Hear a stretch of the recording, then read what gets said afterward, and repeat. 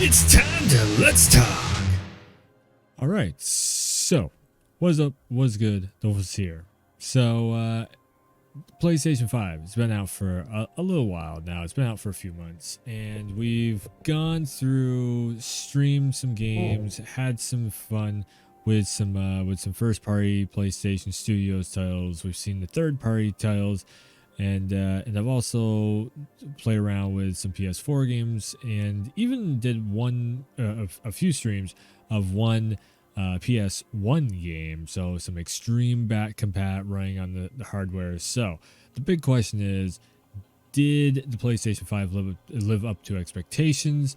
Is the SSD hard drive as fast as they say? Are the graphics holding as they should? And I think it's like common knowledge that the PlayStation 5 is definitely hard to get a hold of. So I was kind of thinking, why not make a little bit of a Let's Talk video, just deep diving into, is the PlayStation 5 worthy of people spending their hard-earned cash and time in lines and it's having to beat out bots and scalpers and the like and everything?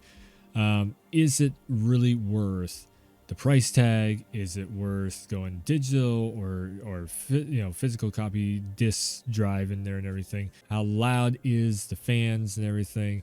Does it take off like a jet engine? The whole 9 yards. We're going to cover it all in this. So let's start off with the controller. So the controller, basically, this thing has been the most next gen. I can't stress this enough. I've been saying it over and over again. It is the most next gen feature of all next gen stuff that I've seen. After putting this thing through a lot of rigorous use, which a lot of I've streamed, and you can see the live streams on the channel and everything, this controller is still holding up like it just came out of the box. No drift on the analog sticks, even though there has been some people complaining about drift. I haven't had any. And I have been using the L3R3 on this controller a lot. I don't know. It's not, usually I'm one of the first people that are complaining because, I like to have my back paddle buttons, back here. And that's the reason why, because I changed out the L3R3 to have them on back paddles on the back, which is also the reason why, right here, I have, it's all plugged in and stuff. But I have the PS4 controller set up with the back paddle buttons back there. So you can pop the back paddle right off from there. And then you have the little piece. You can kind of see it on the camera. It's all black on black, so it's hard to see. But yeah, I mean, this is even tourney safe and everything too. Like you can do like rapid fire mods and everything. I don't get into that. But I would definitely, I'm still waiting on a pro controller, and I know that Battle Beaver has one, where I can do some back paddle buttons, and also probably flip out the D-pad for something that is a little more mechanical. I know that for the PS4 they have some Battle Beaver buttons that can make it so the buttons are separated instead of being on a pad, and that makes it easier for, if you're a fighting game player, it makes your inputs way more precise. That is one thing that I definitely had some problems with the D-pad on this, is getting the directionals to be absolutely as precise as I want them to be.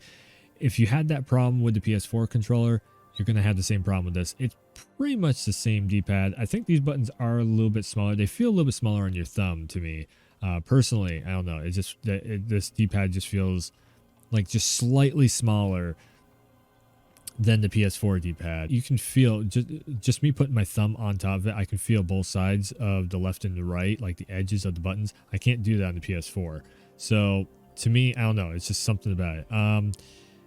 The face buttons though, X, triangle, square, circle, those feel identical. They feel just the same, except for maybe a little bit more of a rubbery feel to them than the definitely where the PS4 kind of feels slightly plasticky, I dare say. These feel a little more rubbery, like they could have some more wear on them. Analog sticks are identical to the PS4 analog sticks. They are like exactly the same analog sticks. Yeah, they are exactly the same analog sticks.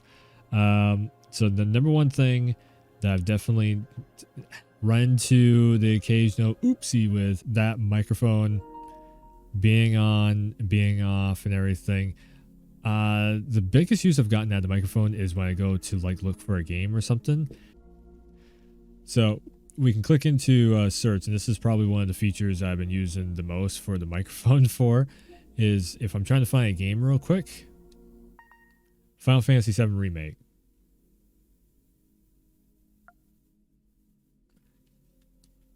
And just like that, I found it. So it's actually kind of cool for some aspects having that in. I've done it on stream before where I've like, you know, was trash talking to people in the game when they were running away from me in Mortal Kombat. It's, I mean, I've run into it sometimes where people they have it unmuted and they're just blasting music into it, which was one thing that I was like, I don't know about. It's all right though. I mean, for the most part, haven't had any problems. Overall, this controller feels really good. It's really solid.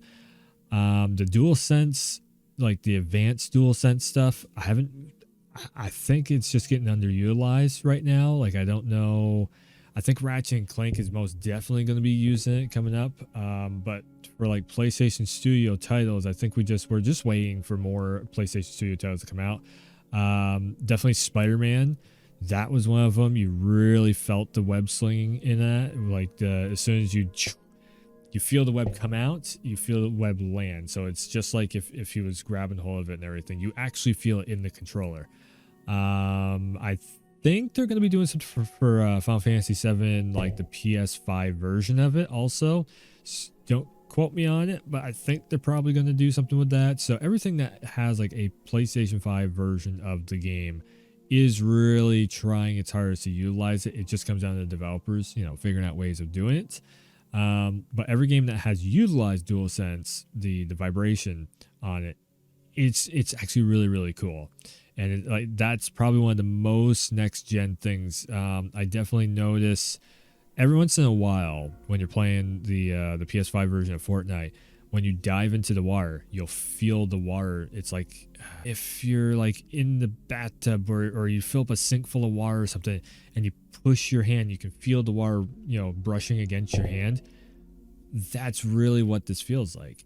And it's so weird that it mimics it that way, but it does. It feels like it in the palm of your hand, like water rushing through the palm of your hand. It's so weird, but it's so cool at the same time. And then the other thing too is the triggers. Definitely, I felt so. Again, doing something like a Fortnite, the free weekends when we had Cold War, definitely, I would say for competitive wise, if you turn these down to very low settings, it won't interfere. You can almost get a better sense of just how many bullets you're shooting out of your weapon and everything. I definitely think these triggers are way better on like story-based games though. That's where they really kind of come in, you know, just for the immersion of it. Outside of that, I would think if you're hardcore into competitive stuff, you're just going to turn these off. So the dual triggers, cool for certain situations, not for all, I would say. DualSense, awesome for most all situations. I know there's a lot of people that like to turn the vibration and the rumble functions off. I think the vibration, in a sense, kind of helps you because you get more of awareness of your weapons and such, and your surroundings in a way. I don't know. I really like the DualSense triggers. Not always, but overall, a solid controller. It's still running just fine. I've been using the L3 and R3, and yeah, it has been holding up. All right, so next up, let's get into like the whole dashboard on this thing. I think now we should probably jump over to here. So far, the dashboard wise, this has actually been really cool. All these different behind the scenes videos and everything. It's actually been way more helpful than I thought it was going to be because it's keeping me up to date with all the newest stuff that's going on. This thing is constantly, sometimes multiple times a day, is getting updated. So whenever there's new skins and it's also only games that you follow, so it's not everything.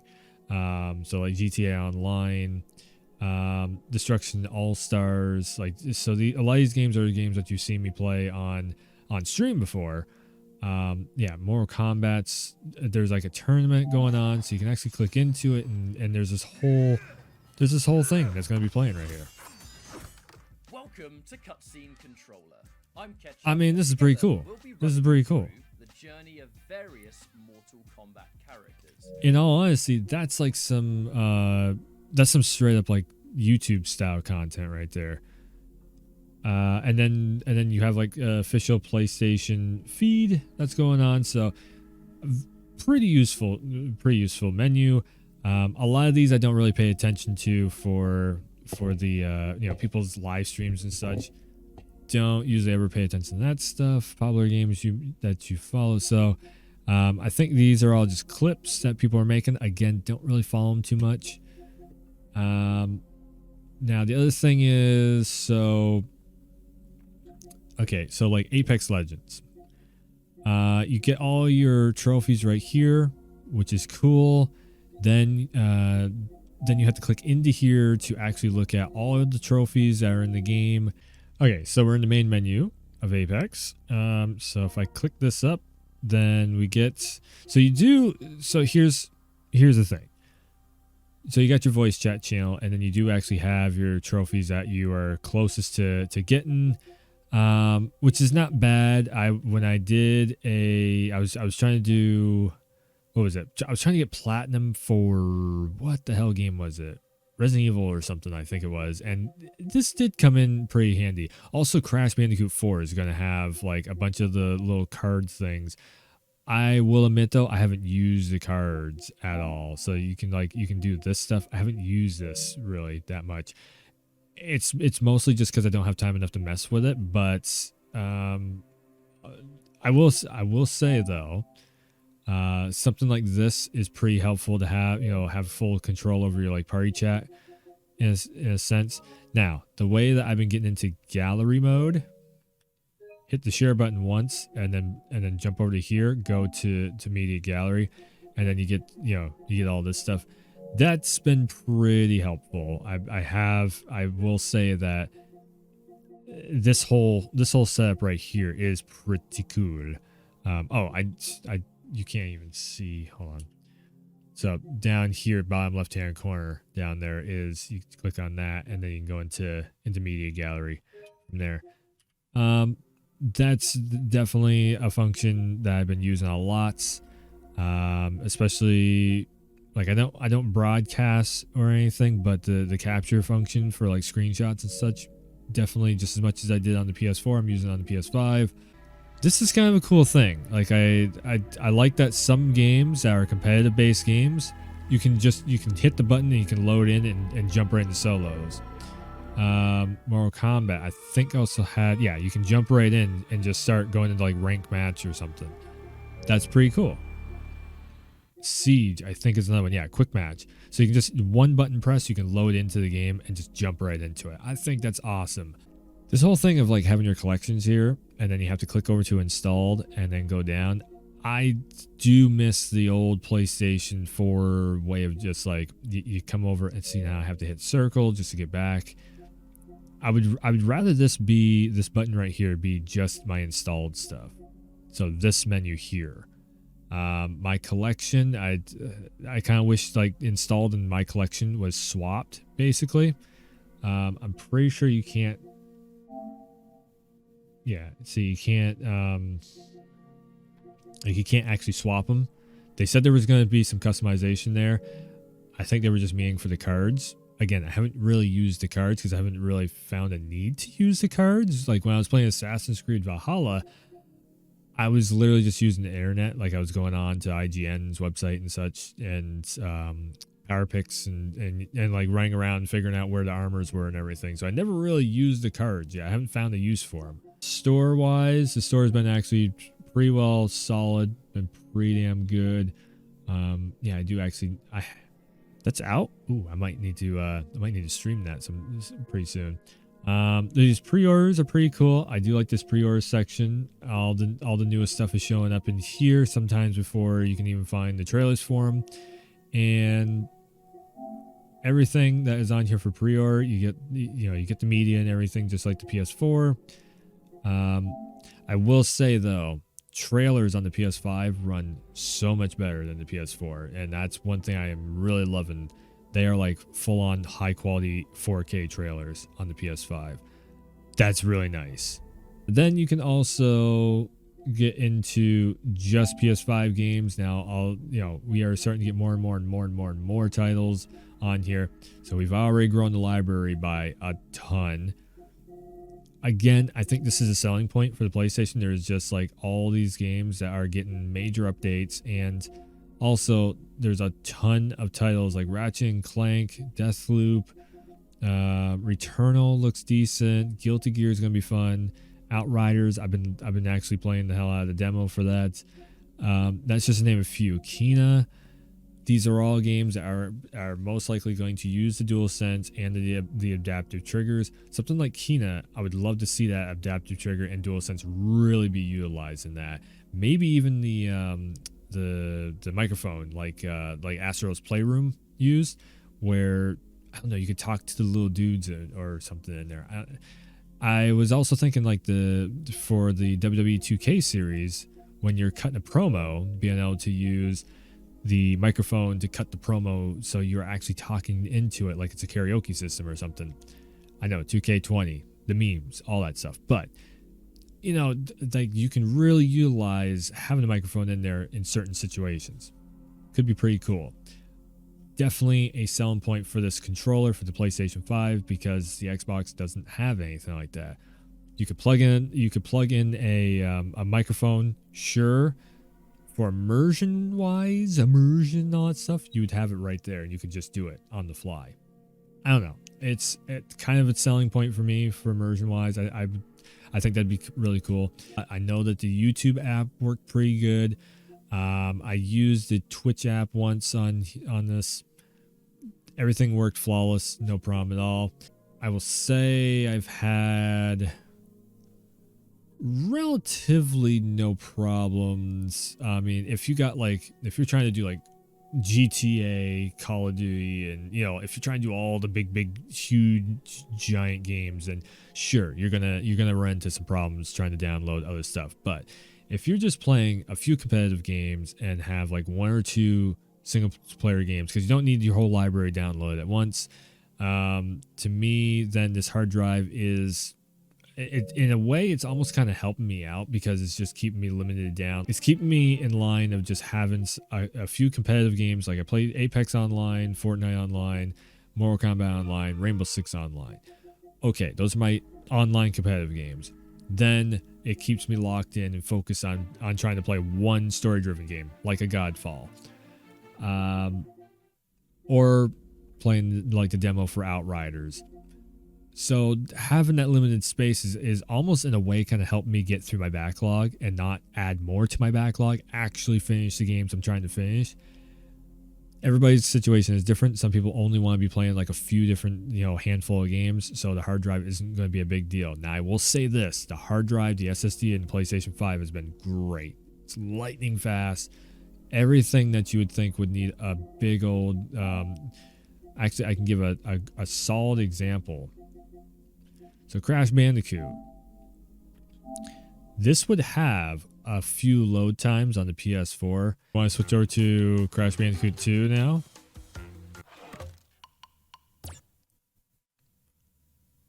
One. Like I said, the SSD, the hard drive, is like so on point of what they were saying.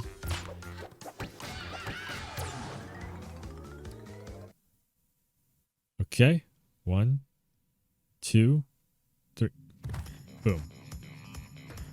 All right, cold hard crash, and 1, 2. It's literally the same. Somebody on Twitter was saying it's the same speed as the PlayStation 1, and I think they're actually totally legitly right. Watch how fast this loads. Boom, you're right back in. PS4 was roughly kind of doing that same thing, but it's like, okay, grab this. you're right back in. You are definitely going to still see some load times when it comes to games that have to, connect to a network, as you're seeing here. That's just something that happens with, trying to connect online. I know some people are like, well, it's not loading into like Destiny in a split second. Yeah, because it has to load into a network connection. But you see how quickly though it just jumped back. It just jumped into the game as soon as it got that network connection. Boom! It was right there. Yeah, I think that should do it for this video though. That's pretty much everything that the PS5 has. Oh, and the PSVR. Ooh. So the PSVR, I have video proof of that run, no problem at all. You do have to get the adapter. I'm pretty sure it's still a free adapter. You go on the PlayStation website and you can literally have them send you a free adapter for the PlayStation VR. It's like PSVR ran smooth, very quick load times. Played Hitman 3 in it so far. It was flawless. It doesn't up the resolution because PSVR can only do so much of resolution, but overall it's great. Really, I've enjoyed, even more so than the PS4 Pro. I can actually honestly say I've enjoyed the PS5 even more than the PS4 Pro. A lot of it has to do with this controller. I actually like this controller a lot more than the old PS4 controller. Does it feel like an Xbox controller? Yes, but the functionality of it is way more than the Xbox controller. It's like the best of both. Exactly what I was wanted to do is exactly what it does. So that's awesome. It's a win-win there, and yeah, I think that's gonna do it. I'll wrap this up with saying I would highly recommend the PS5. It is worth the trouble of going through the lines and being out the bots and everything. I wouldn't spend like $1,000 or anything. I would definitely get it around the listing price. Also, I will say this too. Running a game. So let's jump into Godfall's kind of graphics and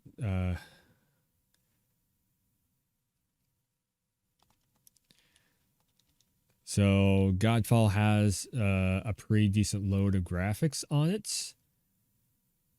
And again, connecting to a network. We can skip past the cutscenes.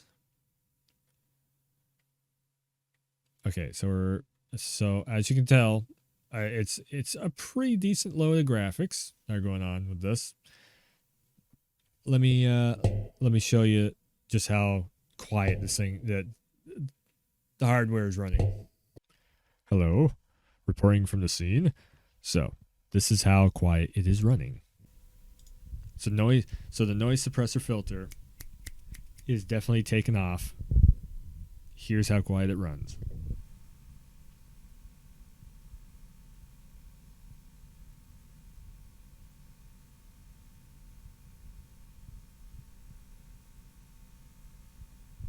Now, that is the disc-less, so it is the all-digital version. I have seen definitely the version with the disc runs a lot more. I don't know, the disc tends to whine and just be really clunky and everything. I would actually recommend the digital version of the console just so you don't run into that problem. All right, so we've gone over controller. We've gone over the menus. I have a full video on YouTube showing how to set up live streaming and the quality of that. When you plug in an Ethernet cable, it will show up top on the top right. It will show that like LAN cable has been connected. What's cool is you can actually click on the PlayStation button, and I can actually show you right now. So you'll see LAN cable not connected. And then I think it will try and switch over to, yes, to keep itself connected, it will switch over to the Wi-Fi.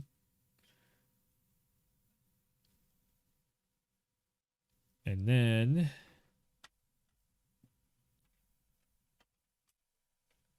as soon as you plug it back in, then you'll have that. If you click the PlayStation button, you can actually go into your network settings and you can select it down. So it's literally a reminder that, hey, you are not quite connected. Like the cable is connected, but you're not running off from the cable. You're still running off from Wi-Fi. You go into to network settings and you can flip it over real quick and easy.